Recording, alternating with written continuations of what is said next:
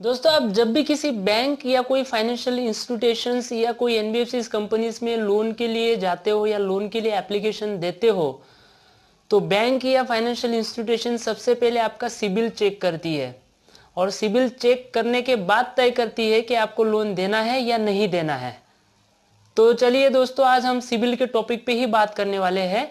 मैं समाधान पाटिल स्वागत करता हूँ आपका मेरे चैनल लोन डील्स में। दोस्तों, वीडियो शुरू करने से पहले अगर आपने अब तक मेरे चैनल को सब्सक्राइब नहीं किया है तो प्लीज मेरे चैनल को सब्सक्राइब कर दीजिए ताकि इसी तरह के वीडियो में आपके लिए लाता रहूं। तो चलिए वीडियो शुरू करते हैं।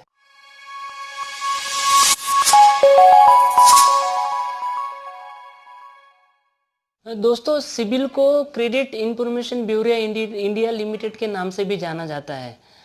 2005 में रेगुलेशन एक्ट के तहत इसका निर्माण हुआ था। अब सिबिल करती क्या है वो जान लेते हैं। एक्चुअली जिस भी बैंक या फाइनेंशियल इंस्टीट्यूशंस में आप लोन रखते हो या एप्लीकेशन देते हो, तो आपकी जो क्रेडिट हिस्ट्री होती है, बैंक जो होती है वो सिबिल को ये आपकी हिस्ट्री भेज देती है और सिबिल इसको 30 से 45 दिन में आपकी क्रेडिट हिस्ट्री उनके सिस्टम में चढ़ा देती है, फिर उसको स्टोर कर देती है। लेकिन एक चीज याद रखना, सिबिल कोई भी चीज ऐड करने के लिए, डिलीट करने के लिए या मॉडिफाई करने के लिए ऑथराइज नहीं है। सिबिल खुद आपके सिबिल के जो भी प्रॉब्लम्स है, इश्यूज है, उसको चेंज नहीं कर सकती क्योंकि सिबिल उसके लिए ऑथराइज नहीं है। अगर गलती से किसी बैंक या फाइनेंशियल इंस्टीट्यूशंस ने आपके सिबिल में इरेगुलर पेमेंट या क्रेडिट हिस्ट्री खराब कर दी है, तो बैंक सिबिल को भेजेगी कि ये जी चीज़ है, ये गलती से है, इसको डिलीट कर दीजिए या इसको ऐड कर दीजिए या इसको मॉडिफाई कर दीजिए। तब जाके सिबिल इसको चेंजेस कर सकता है। बाकी सिबिल अपने आप में इसके लिए ऑथोराइज नहीं है। अब बात करते हैं कि बहुत सारे लोग सोचते हैं कि यार सिबिल कैलकुलेशन कैसे होता है और सिबिल का क्या मैथमेटिक्स है। एक्चुअली प्रैक्टिकली देखो ना तो सिबिल का कोई मैथमेटिक नहीं है या कोई फॉर्मूला नहीं है। सिबिल जो कैलकुलेट होता है वो आपके क्रेडिट जो आपकी हिस्ट्री होती है उसके 4 अलग अलग पॉइंट्स है। वो 4 पॉइंट को देख के वो आपका सिबिल स्कोर जो होता है प्लस या माइनस होता है। तो हम स्टेप बाय स्टेप वो 4 पॉइंट के बारे में जान लेते हैं कि उन 4 पॉइंट की वजह से आपके सिबिल पे क्या इफेक्ट होता है और प्लस और माइनस सिबिल किस तरह से होता है।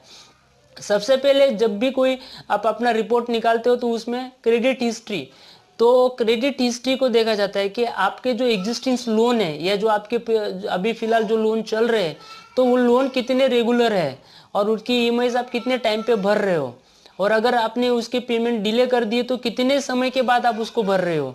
ये चीज़ भी आपके सिबिल पे इफेक्ट पड़ती है और ये चीज़ पे रेगुलर और इरेगुलर होने से प्लस और माइनस में फर्क पड़ता है। दूसरी चीज है इंक्वायरीज, कि आपने इससे जिस बैंक में आप लोन एप्लीकेशन देते हो तो वो बैंक चेक करती है कि इनके पहले आपने कितनी बैंकों में या फाइनेंशियल इंस्टीट्यूशंस में लोन के लिए आवेदन किया था और कौन सी लोन के लिए आवेदन किया था। अगर उसमें जितनी ज्यादा इंक्वायरीज आपकी दिखाएगी उतना ही आपका सिबिल स्कोर जो है वो माइनस होता जाएगा। ये चीज भी आप दोस्तों याद रख लेना।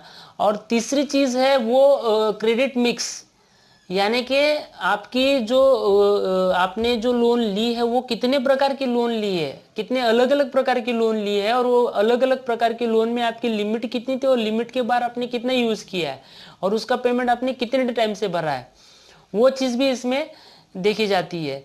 और चौथा पॉइंट है क्रेडिट यूटिलाइजेशन, यानी कि आपकी जो क्रेडिट यूज करने की लिमिट होती है वो लिमिट आपने कितनी यूज की है। उदाहरण तौर पे मान ली कि आपके पास 1 लाख रुपए का लिमिट का क्रेडिट कार्ड है और आप पूरे के पूरे 1 लाख रुपए हर महीने क्रेडिट यूज कर लेते हो, तो इसका मतलब होता है कि आप पूरी यूटिलाइजेशन होता है वो पूरी की पूरी ले लेते हो, तो इस पे भी आपके सिबिल स्कोर पे इफेक्ट होता है। तो ये जो 4 पॉइंट है दोस्तों, ये 4 पॉइंट में एक चीज ध्यान में रखना, ये 4 पॉइंट में जितने आप माइनस में जाओगे, जितना आप इरेगुलर उसमें रेगुलर नहीं रहोगे, इरेगुलर हो इसमें जितना भी आप रेगुलर नहीं रहोगे, तो ये आपका सिबिल माइनस में होता जाएगा। और आप जितना इसमें regular time to time payment करते रहोगे उतना ही आपका सिबिल स्कोर बढ़ता रहेगा। नॉर्मली 700 से 750 सिबिल स्कोर जो होता है वो स्ट्रॉन्ग माना जाता है। नॉर्मली हर बैंक ये सिबिल स्कोर को स्ट्रॉन्ग मानती है, तो वो 750 से 750 का स्कोर होने से लोन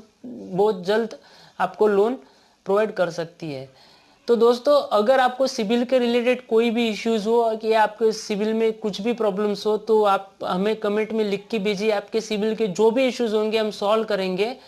तो उम्मीद करूंगा कि आपको मेरा वीडियो पसंद आया होगा। आखिर में एक ही गुजारिश है कि वीडियो को सब्सक्राइब करना ना भूलिए। अभी के लिए इतना ही। फिर मिलेंगे नए वीडियो के साथ, तब तक के लिए बाय बाय।